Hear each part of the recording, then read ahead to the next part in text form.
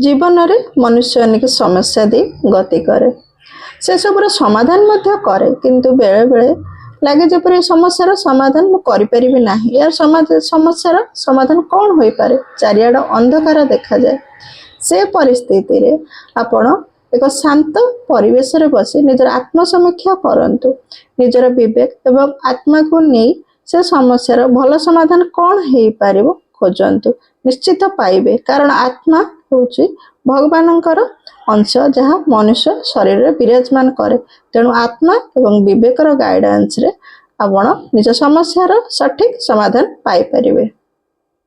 आपण मानको स्वागत। जदि मो वीडियो आपन को भल लागु थाए तबे सब्सक्राइब करंतो। राशि चक्र नवम राशि धनुराशि धनुलग्न व्यक्ति मानंग पई एप्रिल 2025 किपरि कटिबो। सूर्य 13 एप्रिल पंचम भाव को चलन करुछंती उच्च राशि को चतुर्थ भाव रे मास आरंभ रे 5टी ग्रहंकर ज्योति हेउछि। बृहस्पति षष्ठ भाव रे अछंती मंगल सप्तम रु अष्टम भाव को नीच राशि को चलन करुछंती 3 एप्रिल ले। शिक्षा ए मास रे आपणकर शिक्षा 14 एप्रिल पर विशेष भल रहिबो। आपणकर सप्तम भाव रु मंगल अष्टम भाव को चलन करुथबारु आपण यातायात रे टिके सावधानता अवलंबन करंतु। लव रिलेशन रे टिके बुझामणार अभाव देखा देई पारे। दाम्पत्य जीवन रे विशृंखलार टिके परिवेश रही पारे। आपण कर्म क्षेत्र रे जो आपण हुए तो कर्म क्षेत्र परिवर्तन करबा को मन स्थिर करि पारंती। व्यवसायी माने व्यवसाय क्षेत्र रे किछि एकाधिक व्यवसाय करबा को इच्छा करि पारंती। आपणकर परिवार रे किछि समस्या होय तो लागि रही पारे कारण चतुर्थ भाव को शनिकर चलन शनि ढाया आपणकर राशि रे आरंभ हेउछि तेणु धैर्यर सहित सब भाबी चिंती कार्य करंतु आपणक पई भल रहिबो। प्रतिकार आपण शुभ फल प्राप्ति पाई रुद्र अष्टक पाठ करंतु। राशि चक्र दशम राशि मकर राशि मकर लग्न व्यक्ति मानंक पई एप्रिल 2025 किपरि कटिबो। आपणकर ए मास शनि 7.5 सरुछि। ए मास आपणकर राहु शुभ रे अछंती पाप ग्रह माने तृतीय भाव रे शुभ फल प्रदान करिथांती। बृहस्पति पंचम भाव रे अछंती आपणकर गुरु शुद्धि रहुछि। षष्ठ भाव रे मंगल अछंती 3 एप्रिल सप्तम भाव को चलन करिवे। केतु नवम भाव रे अछंती। ए मास आपणकर किछि परिवर्तन जीवन रे देखा देबार संभावना अछि जहा कि शनि 7.5 रे आपण जो विभिन्न समस्या दे गति करुथिले स्वास्थ्य अवस्था भल रहु नथिला से सबुर समस्या रे किछि कम होबार संभावना रहिछि। आपणकर पराक्रम बढ़िबार संभावना रहिछि। आपणकर बुद्धि विवेक रे किछि कार्य करिवे तार शुभ फल मध्य प्राप्त करिवे। टिके टेंशन आपण ए मास रही पारंती। आर्थिक स्थिति ए मास आपणकर भल रहिबो। नूतन शिक्षा पाई आपणकर किछि खर्च बढ़ी पारे। शिक्षा क्षेत्र रे पिला माने भल करिवे। संतानगठु मध्य आपण किछि शुभ फल प्राप्त करि पारंती।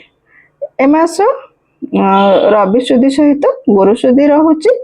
रवि शुद्धि 13 एप्रिल पर्यंत रहुछि। ता भितरे आपण कोनोसी शुभ कार्य करि पारंती। वैवाहिक जीवन रे किछि विशृंखला देखा देई पारे। लव रिलेशन ए मास आपणकर भल रहिबार संभावना रहिछि। कर्म क्षेत्र रे आपण किछि शुभ फल प्राप्त करि पारंती। व्यवसाय माने व्यवसाय रे टिके बाणी के कंट्रोल करी सब कार्य कले ता से मानक पई भल रहिबो। ए मास शुभ फल प्राप्ति पाई आपण हनुमान चालीसा पाठ करंतु। राशि चक्र एकादश राशि कुंभ राशि कुंभ लग्न व्यक्ति मानक एप्रिल 2025 किपरि कटिब। मास आरंभ में 5टी ग्रह द्वितीय भाव में अच्छा। बृहस्पति चतुर्थ रे, मंगल पंचम भाव में और केतु अष्टम भाव में।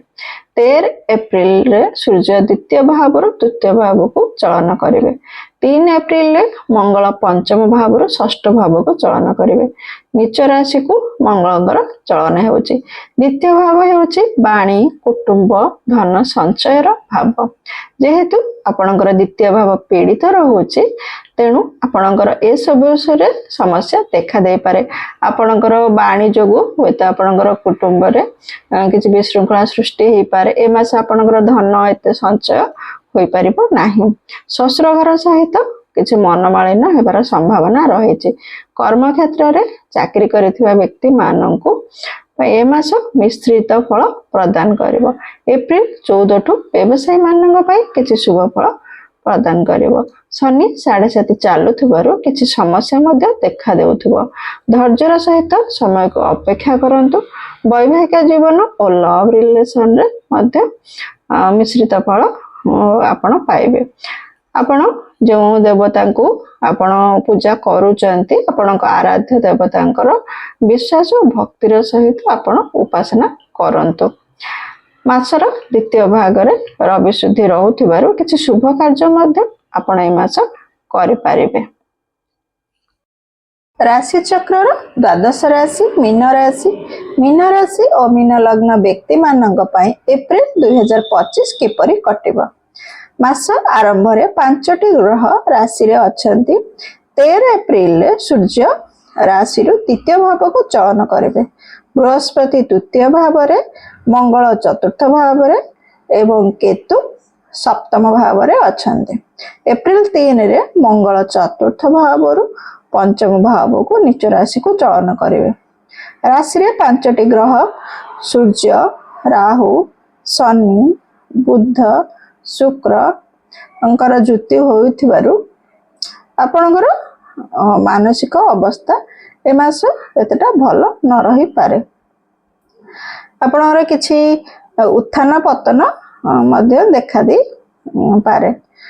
मुंडरे पेन हेई पारे, गोड़रे पेन हेई पारे, डाइजेशन प्रॉब्लम देखा दे पारे। ए भली किछि समस्या देखा दे पारे। आपणकर ए मास किछि शुभ खबर मध्य पाई पारंती। विदेश यात्रा ए मास आपणकर हेबार संभावना रहिछि। आर्थिक स्थिति आपणकर ए मास आय एवं व्यय पाखापाखि रहिबार संभावना रहिछि। भाग्य किछि क्षेत्र रे आपणकर साथ न दे पारे। उपरिस्थ अधिकारंग सहित मनमालिन्य होई पारे। टिके चिड़चिड़ा आपण को लागी पारे। संतान को नहीं किसी समस्या देखा दे पारे। लव रिलेशन पे समय भल होई पारे। किछि शौकीन द्रव्य मध्य आपण ए मास किनि पारंती। विद्यार्थी माने मध्य विभिन्न विषय को नहीं डाइवर्ट रही पारंती। शनि 7.5 रो द्वितीय चरण आपण मानक पई आरंभ होला। जीवन को संतुलन रखिबार समय और भाभी चिंती प्रत्येक क्षेत्र रे कार्य करले आपण मानक पई भल रहिबो। मनुष्य राशिफल सहित दशाफल मध्य भोग करिथांती। तेणु निजर दशाफल मध्य देखि नियंतु। आपण शुभ फल प्राप्ति पई शनिवार वस्त गछ मूल रे आपण तेल दीप प्रति शनिवार जलांतु। विदाय नेउछि। जय जगन्नाथ।